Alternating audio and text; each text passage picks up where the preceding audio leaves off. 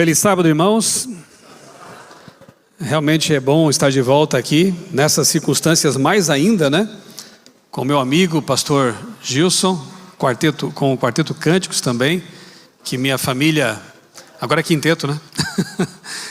Sempre foi, né? Cânticos vocal, na verdade, né? Que minha família sempre admirou muito.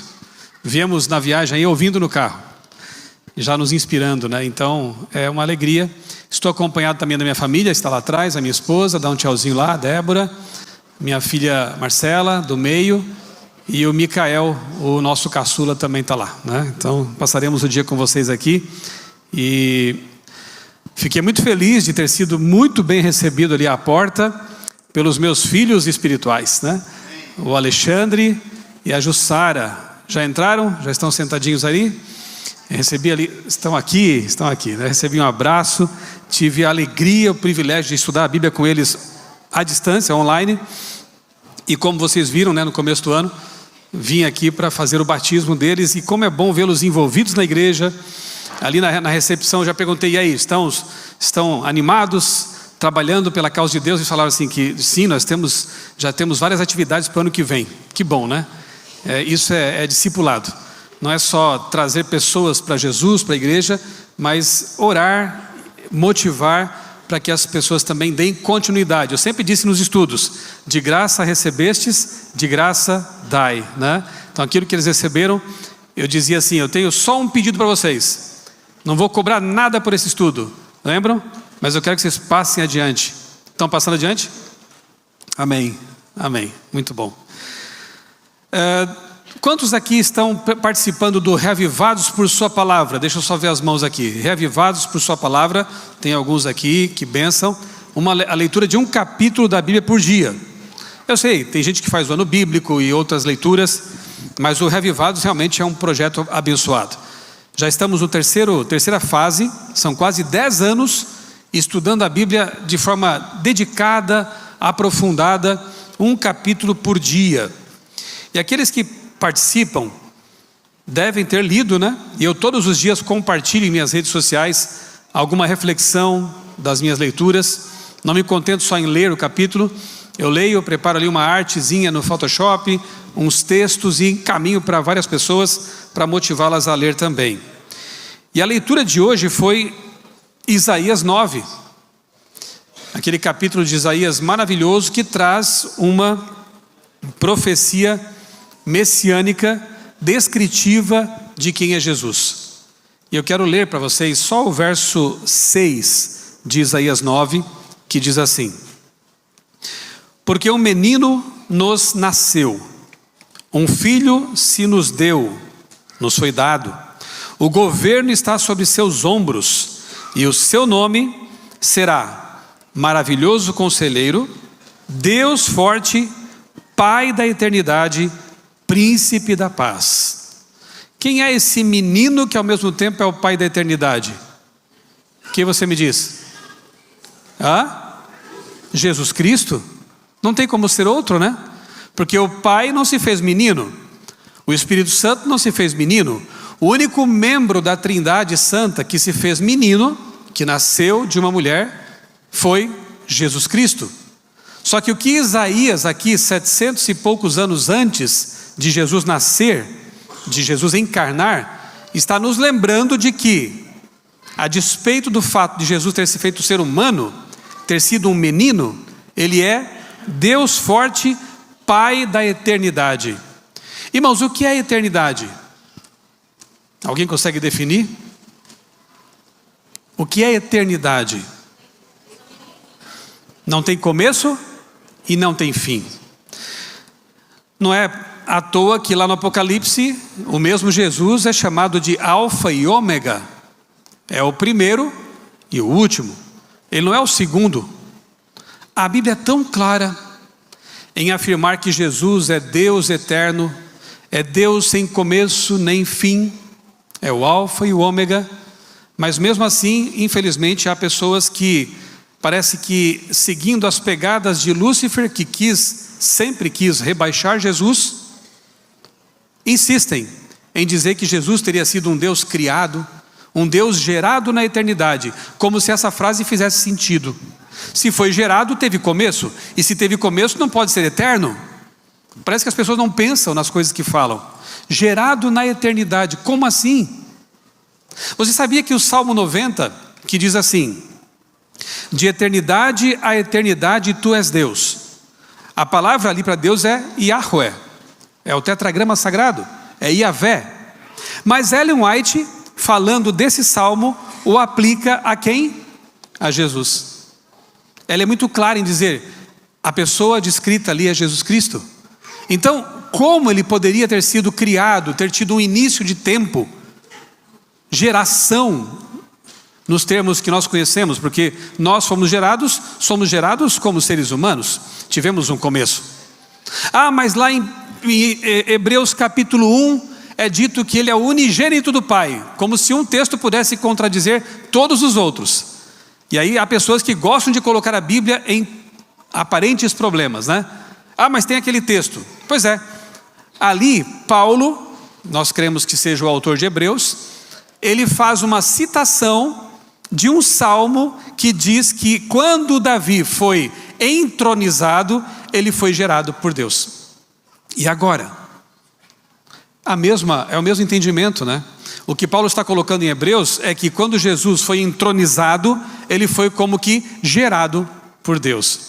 Mas Miqueias 5:2 diz que lá em Belém, Efrata nasceria aquele que seria o rei, enfim, cujas origens são desde os tempos eternos, desde os dias da eternidade. Viu? Ele teve origem na eternidade.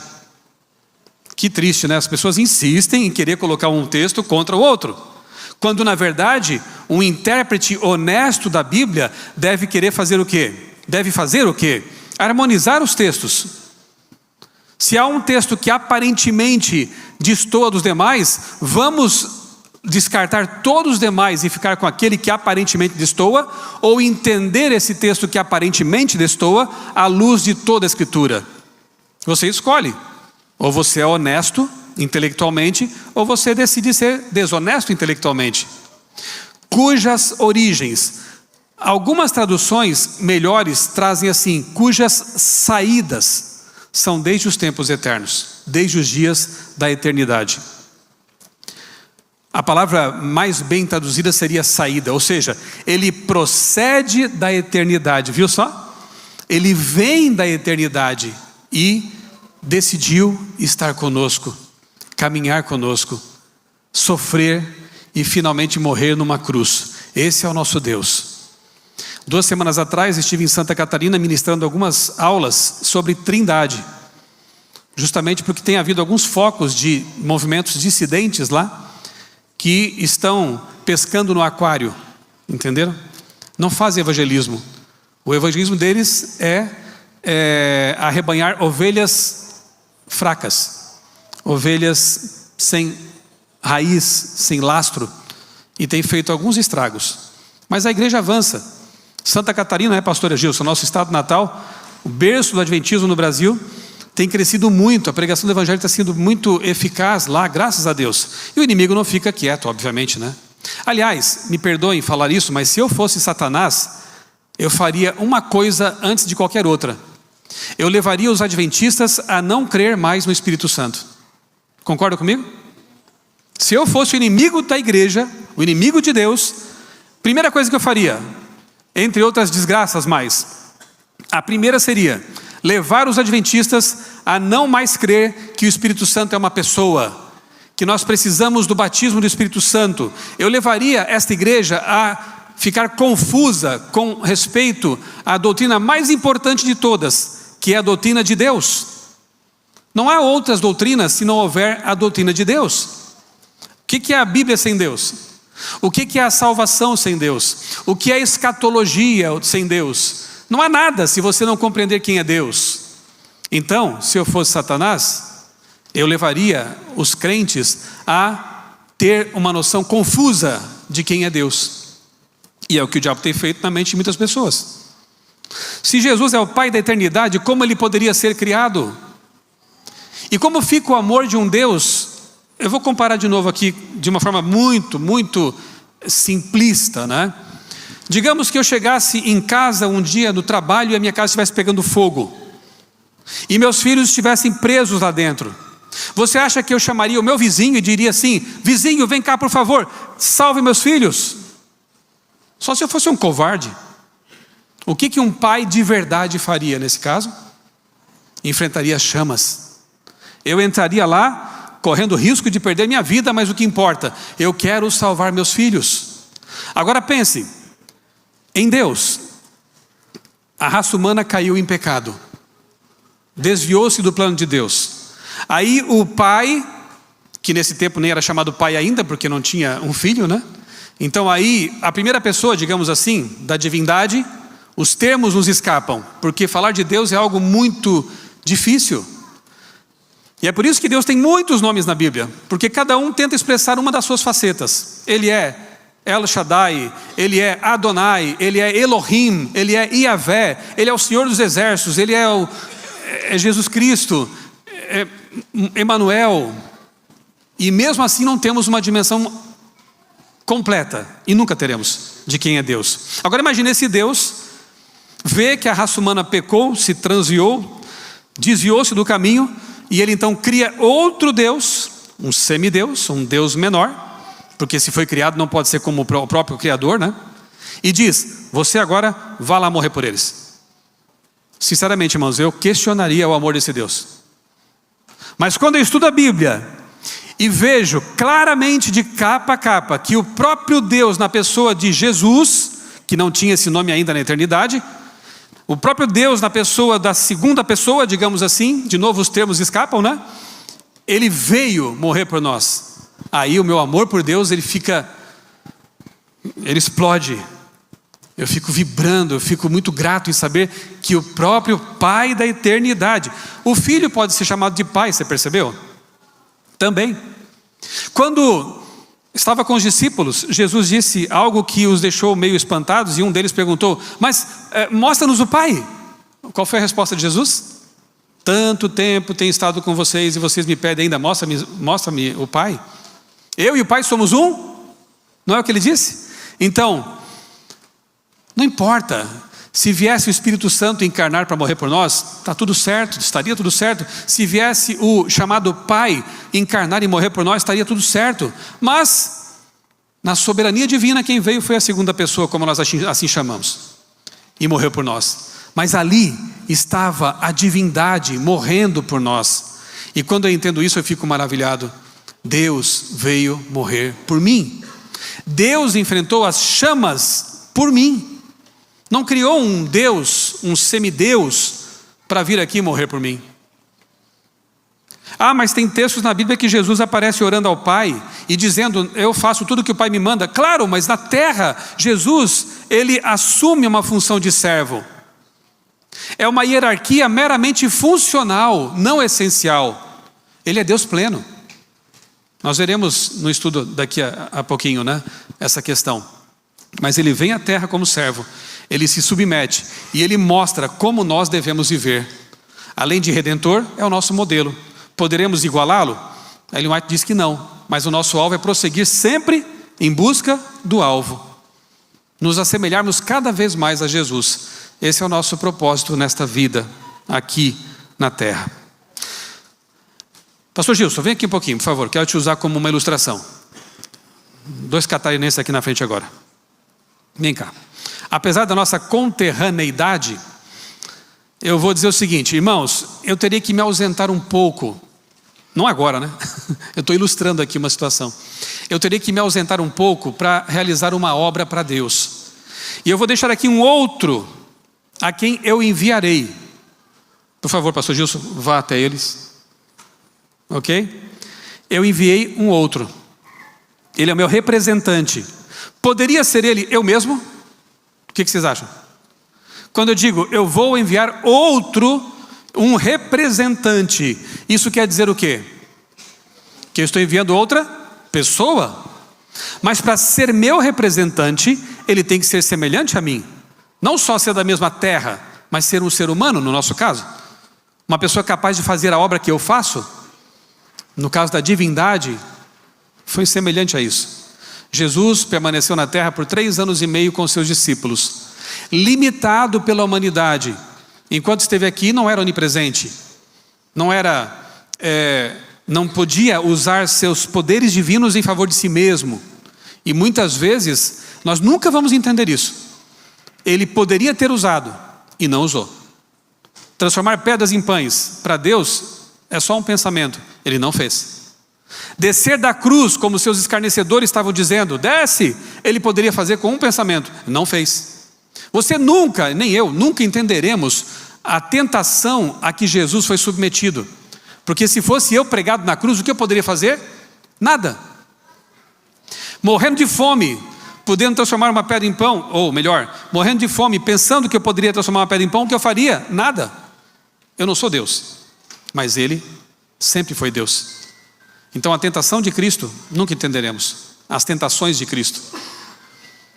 E no entanto Ele não cedeu. Por amor de você, por amor de mim, não é verdade? Mas chegado o tempo, a plenitude dos tempos, Ele então morre na cruz, volta para o céu e lá no santuário celestial dá início a uma obra maravilhosa em favor dos pecadores. E diz, eu não vou deixar vocês órfãos, eu vou lhes enviar um outro Consolador. Um outro Paracletos, a palavra grega aí quer dizer advogado, alguém que se coloca ao lado de outra pessoa para defendê-la. Paracletos ou Paráclito, eu vos enviarei outro advogado. Mas se é um outro, é porque já tinha um antes, né? Curiosamente, Jesus também é chamado de Paracletos, em algumas passagens. Então ele deixa alguém em lugar dele. Alguém que tinha que ser igual a ele. Eu não aceitaria que Jesus fosse para o céu e deixasse uma energia impessoal aqui. Não aceitaria. Quem sou eu para não aceitar alguma coisa, né? Mas não aceitaria. Eu não aceitaria que Jesus fosse para o céu e deixasse só um anjo aqui. Tá muito bom, obrigado pelo anjo, mas eu quero o Senhor. Ou alguém que seja como o Senhor. Ok, eu vou deixar alguém que seja como eu. Uma pessoa e Deus. E ele inclusive disse, é melhor que eu vá e ele venha. Por quê? Porque ele virá não limitado pela natureza humana. Portanto, o Espírito Santo, ele nunca deixou de ser onipresente, por exemplo. Ele está comigo aqui nesse momento, mas também está com você aí. Está lá na casa de alguém que nesse momento está clamando a Deus por um milagre. Está no carro de alguém que está viajando nesse momento e conversando com ele. Está numa cela de prisão. Está em todo lugar ao mesmo tempo, porque Ele é Deus onipresente, amém? Esse é o nosso Deus.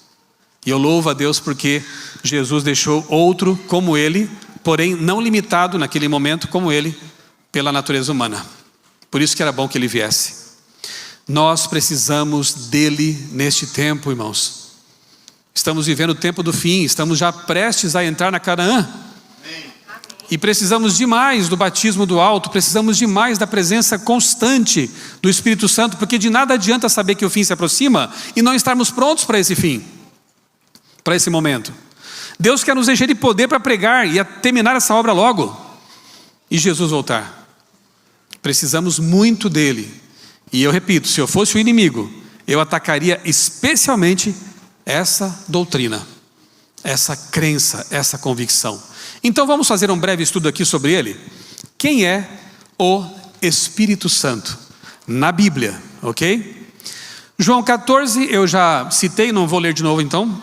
Você pode anotar as passagens, pode tirar foto da tela, fica à vontade, tá bom? Se você quiser, vai ficar também gravado aqui no canal da igreja, no canal do pastor Gilson, no meu depois também. Você pode usar esse material à vontade para esclarecer, quem sabe alguém que esteja confuso.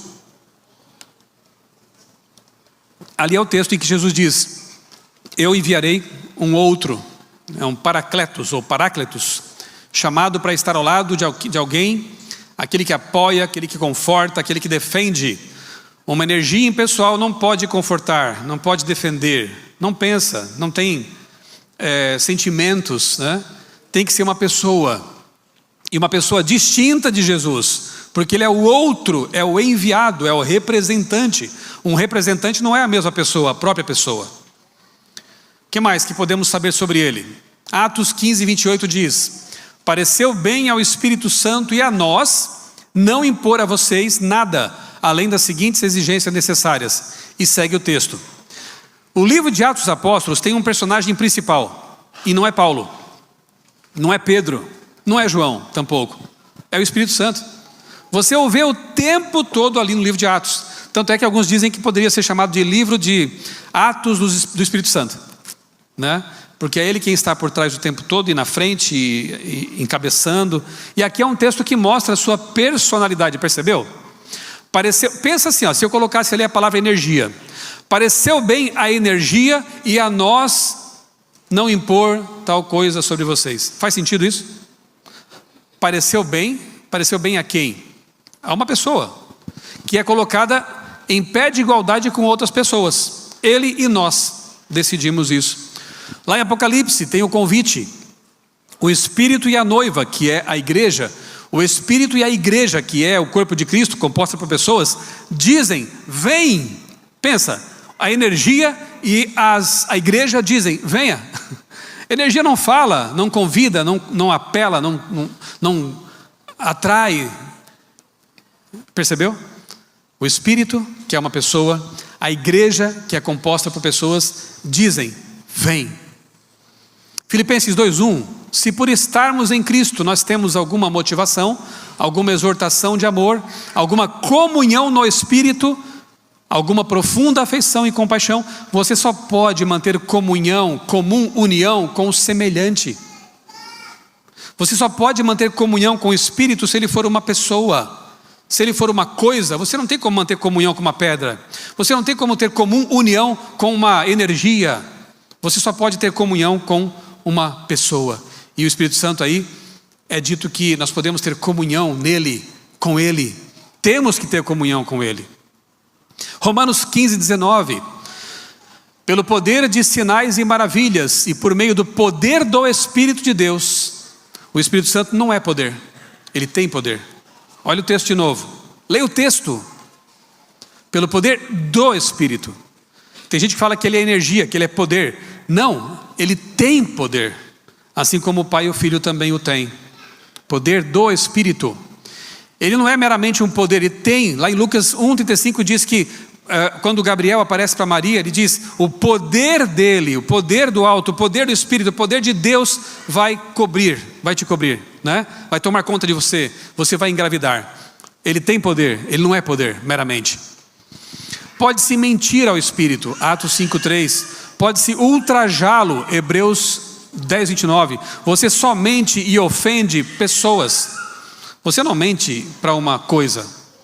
Desculpa aí, arbusto, eu menti para você. Não faz sentido. Energia, não se mente a uma energia, né? Mas ele é espírito, então ele deve ser uma coisa. Ora, os anjos também são chamados de espíritos ministradores. Deus é chamado de espírito. E isso despersonaliza os anjos, despersonaliza Deus. A palavra espírito na Bíblia tem sentidos muito mais, ela é polifônica, né? Ela tem sentidos mais, ela se aplica a mais coisas do que apenas nós temos na língua portuguesa. E com a nossa cultura contaminada pela filosofia grega, geralmente quando fala espírito pensamos em fantasma. E fantasma não existe. Na Bíblia o sentido é outro e há vários sentidos. Então não tem problema nenhum de Espírito Santo ser chamado espírito. Em inglês até se usa Holy Ghost, que para nós é bem estranho, né? Fantasma santo, traduzindo literalmente, né? Mas não é esse o sentido bíblico, né? Ele é uma pessoa, sem dúvida. O Espírito se alegra, se entristece, sente ciúmes. Uma energia sente ciúme? Se alegra, se entristece. Sentimentos de uma pessoa normal. Romanos 8:27, aquele que sonda os corações sabe qual é a mente do Espírito. Ponto. É a condição número 1, sine qua non, como se diz, para que alguma coisa seja uma pessoa. Tem que ter pensamentos, tem que ter mente. E aqui Paulo diz que o Espírito Santo tem mente. A mente do Espírito tem que ter seus pensamentos, sua volição, livre escolha, livre vontade, livre arbítrio. Parte da personalidade. Pensamentos. Enfim, eu poderia ficar aqui citando vários e vários exemplos. Louvado seja Deus, temos mais de 1000 pessoas no canal da igreja acompanhando neste momento a pregação. Que bênção, né? E eu sei que com esses pontos, quer dizer, 1000 pessoas não, são 1000 telas, né? Eu sei que com essas telas está também o Espírito Santo. Eu sei que Deus está lá com essas 1000 telas e acompanhando essas pessoas que estão ouvindo. E sei também que o Espírito Santo vai depois abençoar as que vão assistir a gravação dessa mensagem. Deus te abençoe grandemente. O Espírito Santo no Antigo Testamento, sabia disso? 2 textos fantásticos. Eu vou pedir que o grupo que está aqui à minha direita abra a Bíblia em Isaías 63:10, e o pastor Gilson vai ler para mim esse texto.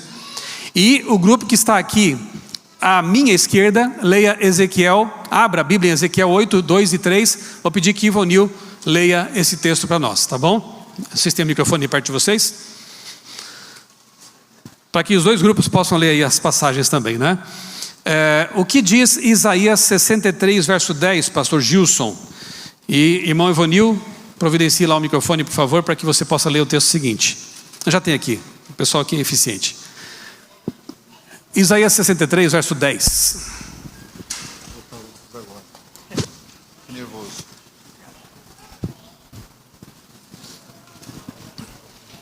Pegando os óculos. Vamos lá.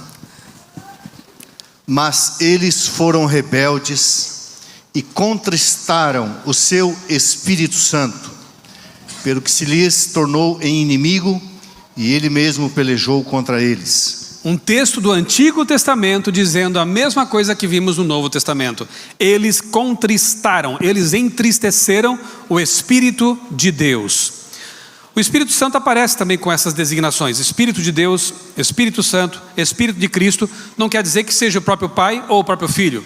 Jesus também aparece como Filho do Homem, Filho de Deus e outras designações. Agora, o que será lido ali em Ezequiel capítulo 8, 2 e 3 é incrível, irmãos. Você acha que o Espírito Santo tem corpo? Ele aparece como outras coisas, apareceu como uma forma de pomba, né, no batismo de Jesus.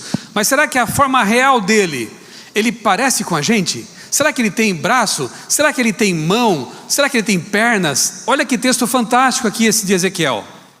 Pode ler, irmão. Olhei e eis uma figura como de fogo, desde os seus lombos e daí para baixo. Era fogo, e dos seus lombos para cima como resplendor de metal brilhante. Estendeu-me ela dali uma semelhança de mão e me tomou pelos cachos da cabeça. O Espírito me levantou entre a terra e o céu e me levou a Jerusalém em visões de Deus, até a entrada da porta do pátio de dentro, que olha para o norte, onde estava colocada a imagem dos ciúmes, que provoca o ciúme de Deus. Obrigado. O Espírito me levantou. Para mim não ia dar certo isso aí, né? Porque ali fala, levantou pelos cachos da cabeça, pelos cabelos, né? Eu acho que Ezequiel era bem cabeludo, né? Porque o Espírito Santo pegou ele pelos cabelos, não doeu, tá, gente? E ergueu Ezequiel. Mas o que ele descreve antes é impressionante. Eu não sei, mesmo no século 21, mesmo eu sendo um redator da CPB, eu teria dificuldades para descrever um ser como aquele. Ele tentou, né? Você viu? Um semelhante, né? A gente vê muito isso no Apocalipse, Daniel também, né? Semelhante a um anjo, semelhante a um filho de homem. Parece, mas tinha fogo daqui para cima. E daqui para baixo parecia latão polido, reluzente. E uma semelhante a uma mão me tomou pelos cachos da cabeça. De qualquer forma, Ezequiel viu um ser, como a gente diz, humanoide. Forma humana. E não é de se estranhar, porque ele nos fez... Eles nos fizeram, já vou dizer porque que eu usei o plural, a sua imagem e semelhança.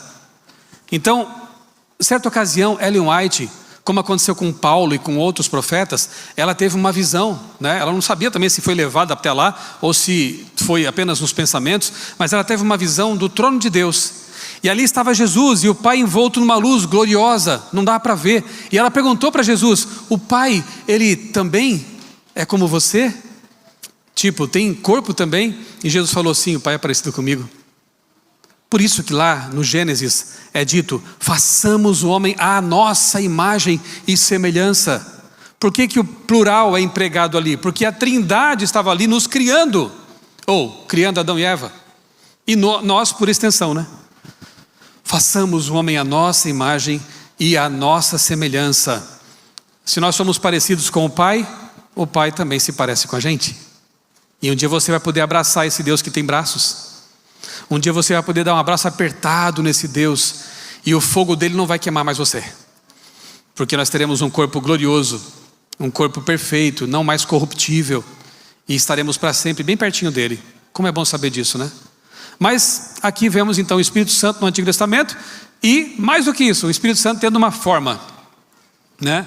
Uma forma muito bonita que um dia nós conheceremos. O que mais podemos dizer sobre isso? A divindade é Deus mesmo? Tá bom, me convenci, é uma pessoa, mas será que ele é Deus?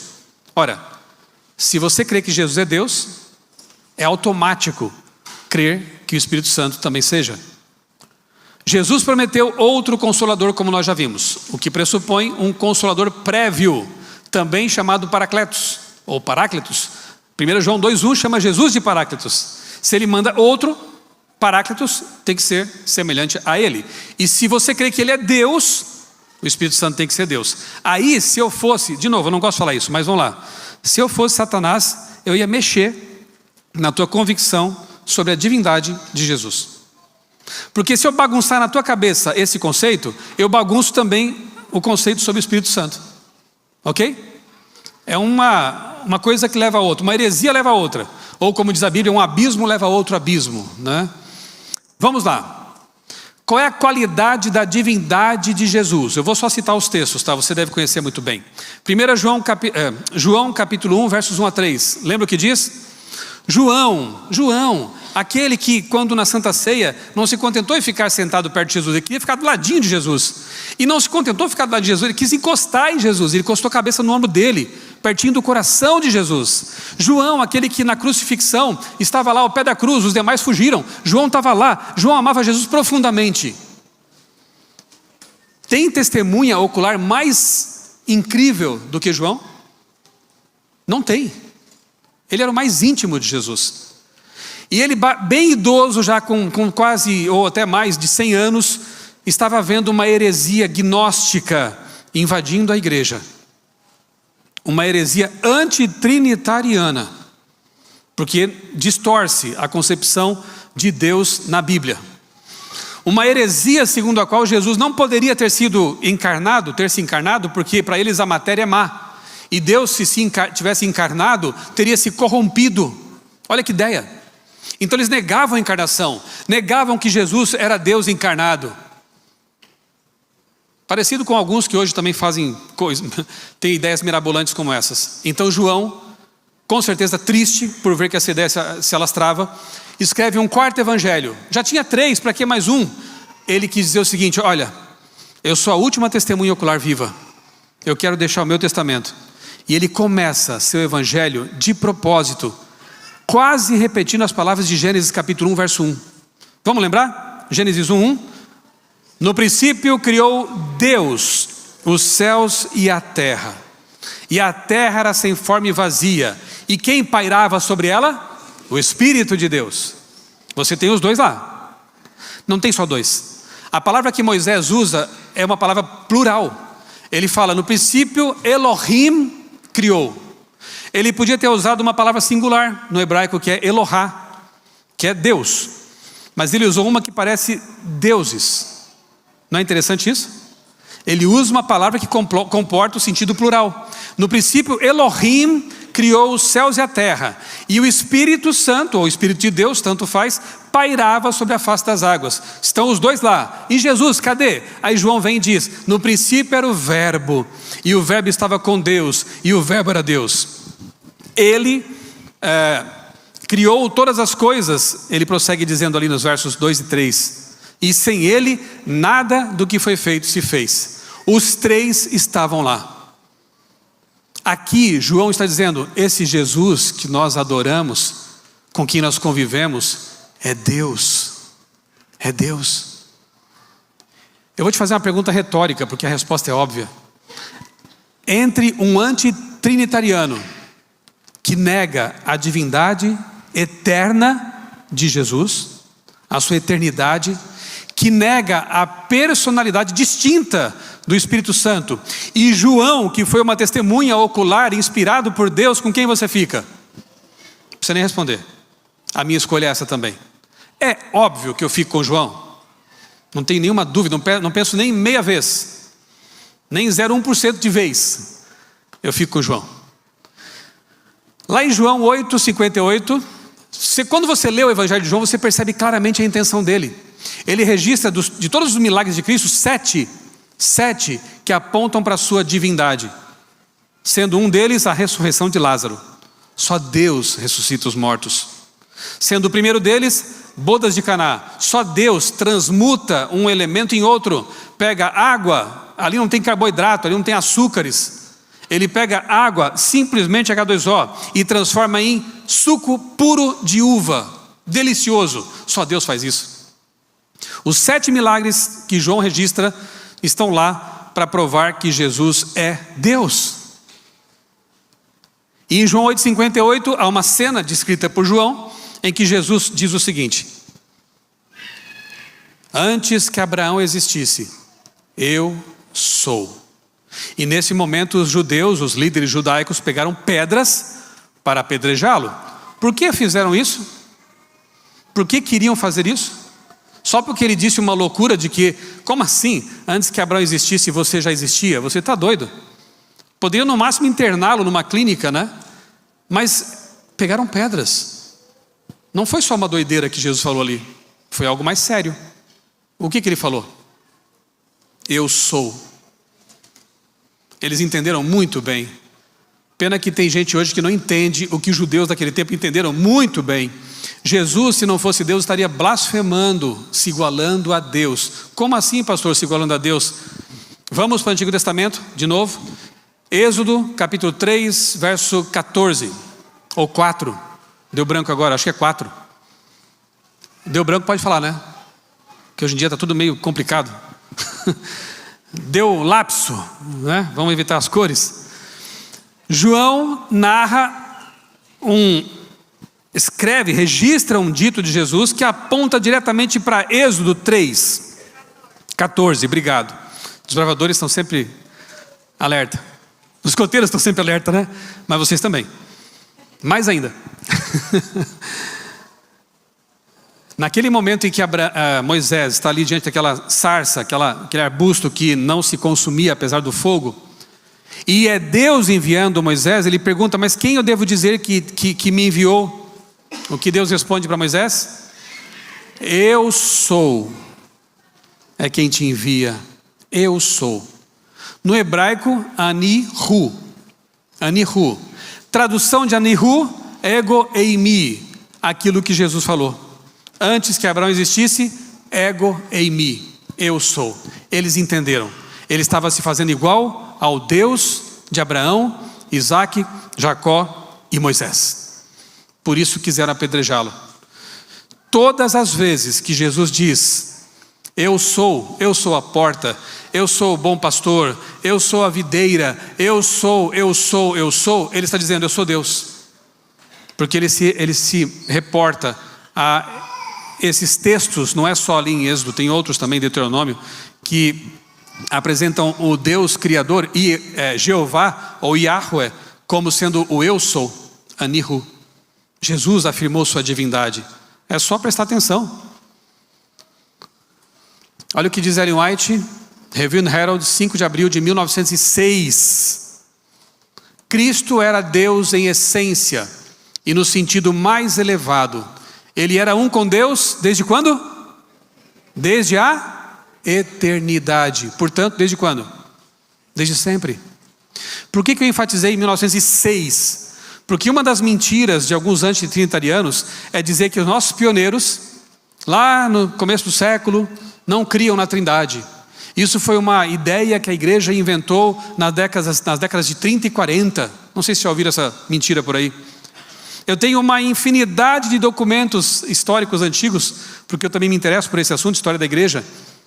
Tenho as cópias das páginas, mostrando que mesmo antes de 1900, nossos pioneiros já criam na divindade eterna de Jesus, na personalidade do Espírito Santo.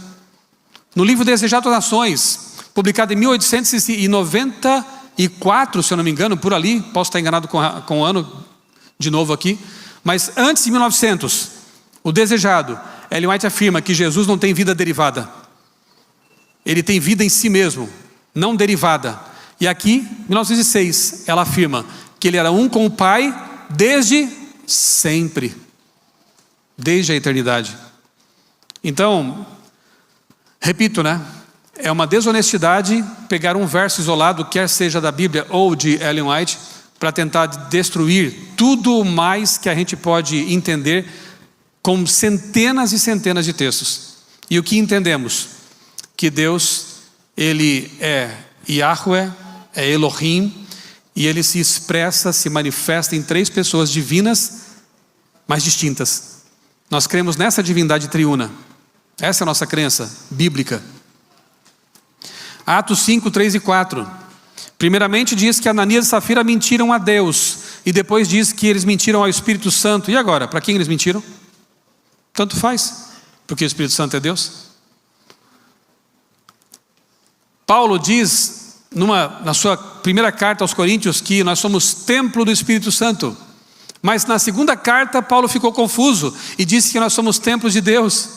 E agora? Com qual que eu fico? 1 ou 2 Coríntios? Tanto faz, porque o Espírito Santo é Deus. Se não fosse, Paulo estaria confuso mesmo, né?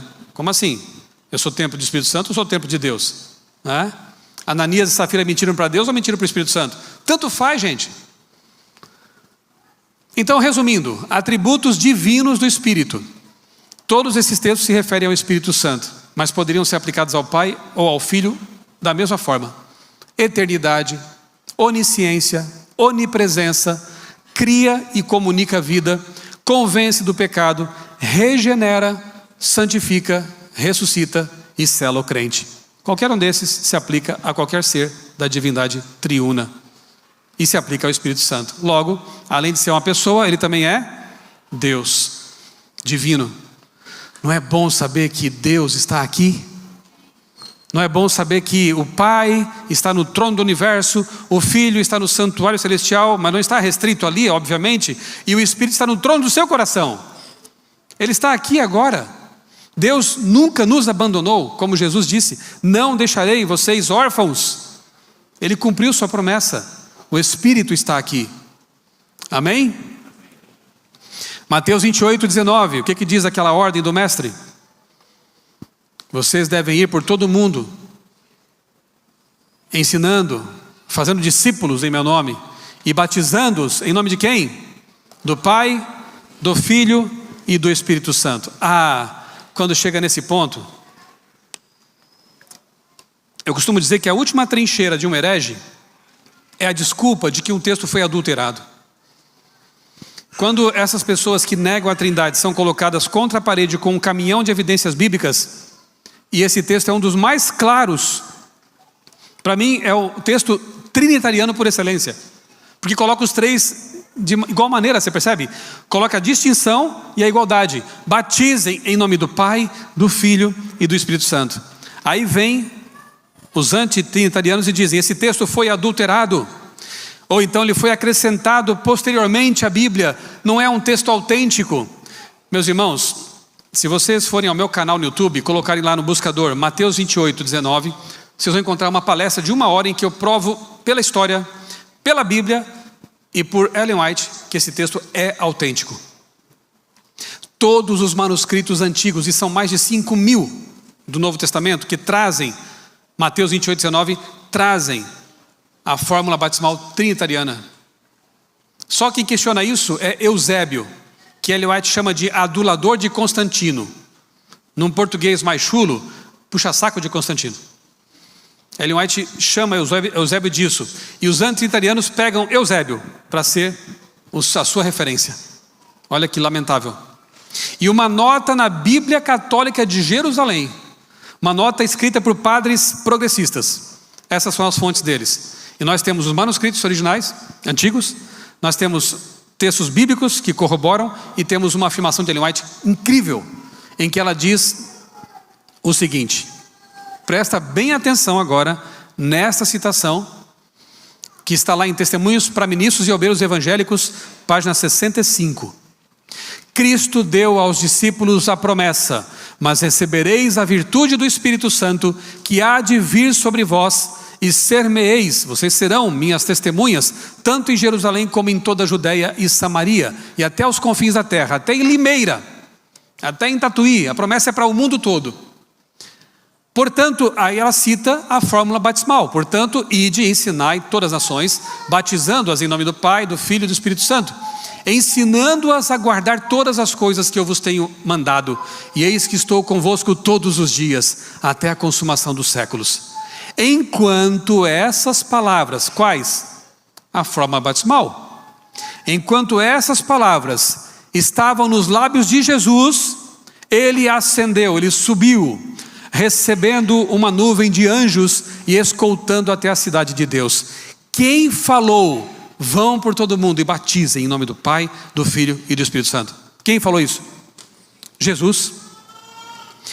As palavras foram proferidas pelos lábios de Cristo. Gente, não só é um texto inspirado, como é uma transcrição das próprias palavras de Cristo. E tem gente que tem a coragem de dizer, e eu digo supostos adventistas, né, que deveriam crer no que ela escreveu, tem coragem de dizer: esse texto foi acrescentado, é apócrifo. Então não crê nem na Bíblia, nem em Jesus e tampouco em Ellen White. Simples assim. Porque ela afirma, isso veio da boca de Jesus. Evangelismo, página 616. Precisamos reconhecer que o Espírito Santo, que é tanto uma pessoa... Sabe o que eu fiz agora, irmãos? Eu vou voltar aqui. O que qualquer teólogo tem que fazer. Primeiro é a Bíblia. Percebeu? Usei a Bíblia até agora. É a Bíblia que é a nossa regra de fé. Que tem gente que inverte e está errado. Tem movimentos heréticos aí que já começam com Ellen White e começa colocando Ellen White contra a Bíblia, o que é pior. O caminho é inverso. Ellen White nos ensinou assim. É a Bíblia, é a nossa regra de fé e prática. E eu fiz isso, você percebeu? Às vezes dando aula a gente já está dando uma aula. O método. A Bíblia primeiro. Agora eu só vou confirmar com textos da serva do Senhor. Olha o que ela diz aqui. Precisamos reconhecer que o Espírito Santo, que é tanto uma pessoa como o próprio Deus, está andando por esses terrenos. O Espírito Santo tem personalidade, do contrário, não poderia testificar ao nosso espírito. E com o nosso espírito, que somos filhos de Deus, deve ser também uma pessoa divina. Do contrário, não poderia perscrutar os segredos que jazem ocultos na mente de Deus. É claro para vocês esse texto? Pois é. Quando é muito claro, o que dizem os do contra? Esse texto foi mal traduzido. Esse texto foi manipulado pela CPB. Quer dizer, eu estou lá preocupado em manipular os textos, né? Cuidado comigo. Estou ali só, isso aqui eu posso mudar para criar uma heresia. Você acha que eu não tenho preocupação com a minha salvação? Se eu estivesse fazendo isso, eu estava perdido. Estaria aqui fazendo um teatro. Eu quero ser salvo. E quero ajudar as pessoas. Eu trabalhei nessa editoria dos livros de Ellen White por 3 anos. Irmãos, eu posso atestar a vocês, é um trabalho feito com muita seriedade, com muita responsabilidade, com muita oração. Nós orávamos e oramos todos os dias antes de mexer nos textos, especialmente textos inspirados. É um trabalho muito meticuloso. Às vezes ficávamos uma tarde inteira para traduzir um parágrafo, para que ficasse bem traduzido, usando dicionários da época de Ellen White, não os de hoje, para entender qual o sentido de um termo em inglês no tempo dela, porque a língua é dinâmica. Então eu quero saber como que Ellen White entendia esse termo. Vamos trazer esse sentido para o texto traduzido em português. Esse era o cuidado. Então é muito ofensivo quando a gente ouve coisas como: a CPB manipulou o texto, os editores mexeram. Tá bom, já que você não crê em nós, eu estou brincando, é só uma... Vocês eu sei que creem na gente, né? No nosso trabalho, respeito ao nosso trabalho. Senão eu não estaria aqui pregando agora, né? Nem me chamariam para falar aqui, né? Mas eu quero mostrar alguns originais para vocês, tá? Isso aqui é caligrafia de Ellen White, tá? E abaixo e acima ali estão datilografados os textos. Olha lá em cima. 3 persons, the Father, the Son and the Holy Spirit. O que quer dizer isso? Tá fácil, né? 3 pessoas sagradas, santas: o Pai, o Filho e o Espírito Santo. Tá aqui embaixo, ó, a mão, né? Aqui embaixo, ó, nesse textinho aqui. He personifies Christ, yet is a distinct personality. Ele personifica a Cristo, o Espírito Santo, embora seja uma pessoa distinta, Tão claro isso. O Espírito Santo está personificando Jesus na terra, enquanto Jesus está no santuário. Mas ele é uma personalidade, uma pessoa distinta. Não é o próprio Jesus, como querem alguns por aí. Que mais eu poderia fazer? Estou mostrando aqui agora os textos originais, né? Outra aqui, ó. Lá em cima. 3 living persons of the Godhead, ou Heavenly Trio. 3 pessoas viventes do trio celestial. Ela afirma na mesma frase 2 vezes que é um trio. 3 pessoas viventes do trio celestial. E tem gente ainda que não, são 2. O que mais que eu posso fazer, irmãos? Né? E está aqui o texto, ó. 3 living persons. Aqui, ó. The Holy Spirit is a person. The Holy Spirit is a person. O Espírito Santo é uma pessoa distinta do Filho. Aí, eu não tenho mais o que fazer, só se eu pudesse ressuscitar Ellen White para ela chegar aqui e dizer, foi isso mesmo que eu escrevi. Mas está escrito, para que mais, né? Ficar em dúvida. E caminhando para o fim, esse texto é maravilhoso. O pastor Eleazar e eu pedimos ao pastor Alberto Tim, do White State, nós vimos o original e traduzimos isso para que os irmãos pudessem ter, né, esse texto à disposição, que está lá no manuscrito 139, página 32, é de 1906, primórdios da igreja. Olha que texto maravilhoso. À medida que os santos no reino de Deus são aceitos no amado, eles ouvem: vinde benditos de meu Pai, possuí por herança o reino que vos está preparado desde a fundação do mundo. E então as harpas de ouro são tocadas, e a música flui por todo o exército celestial. E eles, os salvos, se prostram e adoram. Se adoram, esse ser adorado é Deus. Quem é adorado? O Pai, o Filho e o Espírito Santo. Para mim esse texto bastaria, e nenhum mais seria necessário. Se vamos adorar, é porque Ele é Deus. E se ela cita os 3 distintamente, e veja, não estamos mais na terra, acabou o pecado, estamos na glória. E na glória, eles são eles mesmos. O Pai, o Filho e o Espírito Santo. E nós vamos nos prostrar diante deles. Será que um antitrinitariano que eventualmente for salvo vai se negar a fazer isso agora? Porque aqui na terra eles dizem que quem adora o Espírito Santo está em pecado, é uma idolatria, é algo falso. Será que lá no céu, diante dos 3, essas pessoas se negariam a se prostrar? Não, eu não vou me prostrar porque esse terceiro eu não sei quem é. Não faz sentido. Eu duvido até de que possa estar lá uma pessoa dessa, se não se arrepender enquanto é tempo, se não aceitar o trabalho do Espírito Santo em sua mente, em sua vida. E aí vem a descrição maravilhosa, né, de os salvos se abraçando e um dizendo para o outro: foi você que me trouxe o evangelho, obrigado, porque agora eu estou aqui salvo. É aquela música, né? Obrigado por dar-me para o Senhor. Irmãos, haveria muitas coisas mais a serem ditas, mas eu finalizo com a reflexão de que o Espírito Santo, ele é comparado ao vento, água, fogo, óleo. Não porque ele seja uma coisa, mas porque a atuação dele é poderosa, aquece, refrigera, abençoa, motiva, impulsiona. Assim como Jesus também não é um pão, não é uma árvore, não é um cordeiro. São comparações, né? São metáforas. E a obra do Espírito Santo hoje por nós é essencial para a igreja. Não basta termos canais de TV, rádio, internet. Isso é uma bênção, mas se não tivermos o poder do Espírito, não terminaremos a obra. Um reavivamento da verdadeira piedade entre nós é a maior e mais urgente de todas as nossas necessidades. E ela só pode acontecer pela atuação do Espírito Santo. A obra satânica hoje e sempre tem sido ou levar as pessoas a negar o Espírito Santo, ou levar as pessoas a bloquear, se distrair e não desejar a atuação dele. Muitos têm se desviado do plano de Deus, seguindo as invenções humanas em detrimento da vida espiritual. Mais que qualquer outra coisa, os divertimentos estão contribuindo para anular a operação do Espírito Santo e o Senhor é ofendido. Que tipo de entretenimento tem ocupado o nosso tempo? Você tem tido tempo para a Bíblia, para a oração, para pedir o reavivamento? Temos que pensar muito nisso.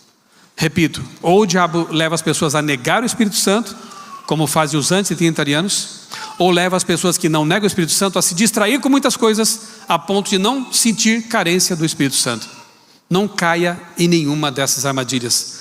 Clame a Deus, porque o Espírito e a noiva dizem: vem, creia nele, aceite a obra dele, peça o batismo dele.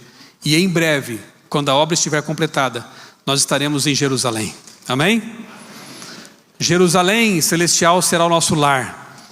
E nós teremos o privilégio de adorar o Pai, o Filho e o Espírito Santo. Cânticos, Quinteto Cânticos vai louvar a Deus agora, mais uma vez.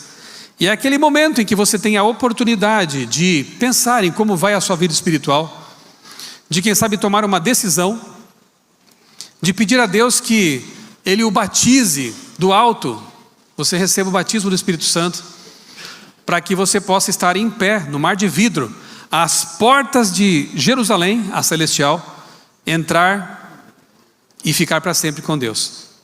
Eu quero te pedir que você, se sentir esse chamado de Deus para essa reconsagração, essa entrega, você pode ficar em pé, quem sabe enquanto o quinteto canta. Esse ato de ficar em pé, de manifestar fisicamente uma decisão é muito importante. É como se nós disséssemos para nós mesmos: eu quero, eu me movo nessa direção.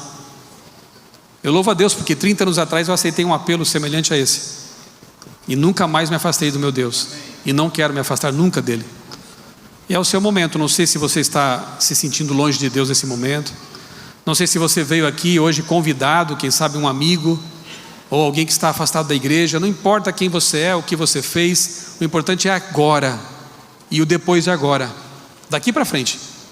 Então esse é o seu momento. Se você quer viver em Jerusalém em breve, se você quer ser um instrumento de Deus para salvar outras pessoas, enquanto o Cânticos louva a Deus, você pode expressar isso ficando em pé, e depois teremos uma oração de reconsagração ao nosso Deus.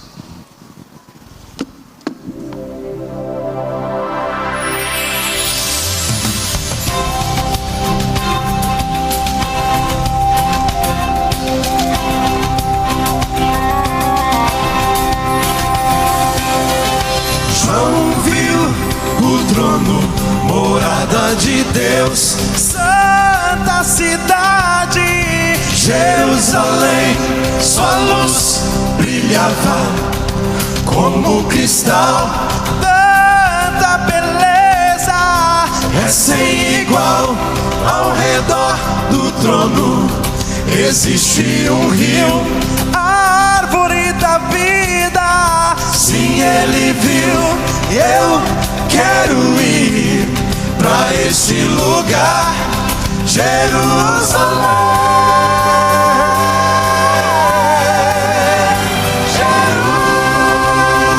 Jerusalém. Vou caminhar nas ruas de ouro, irei abraçar o meu mestre Jesus.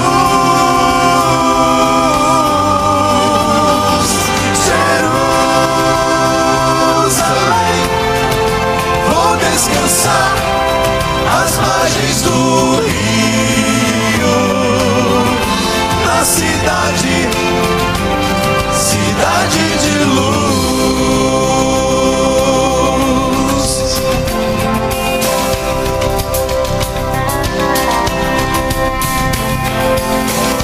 João viu os santos louvando ao Senhor. Digno é o Cordeiro de honra e louvor. Não viu mais noite nem escuridão, pois o próprio Mestre ilumina Sião. Perto está o dia em que subirei, e no lar de paz eu morarei.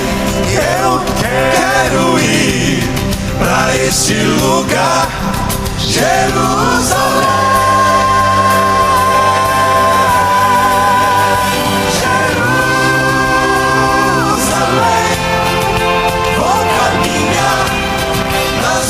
De ouro, irei abraçar o meu mestre Jesus.